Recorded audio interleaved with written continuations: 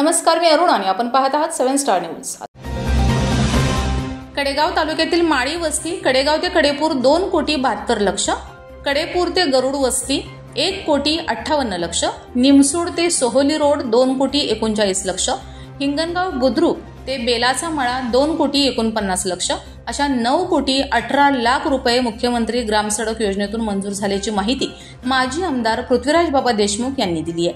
पृथ्वीराज देशमुख म्हणाले, पलूस कडेगाव विधानसभा मतदारसंघातील कडेगाव तालुक्यातील विविध रस्त्यांसाठी मुख्यमंत्री एकनाथ शिंदे, उपमुख्यमंत्री देवेंद्र फडणवीस, अजित पवार, पालकमंत्री डॉक्टर सुरेश खाडे यांच्याकडे मुख्यमंत्री ग्रामसडक योजनेतून निधी मिळण्यासाठी पाठपुरावा केला होता।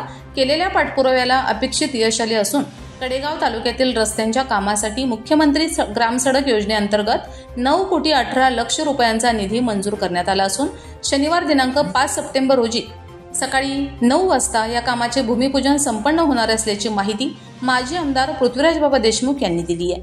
Parvesh Tamboli, 7 star news, Kadegaon.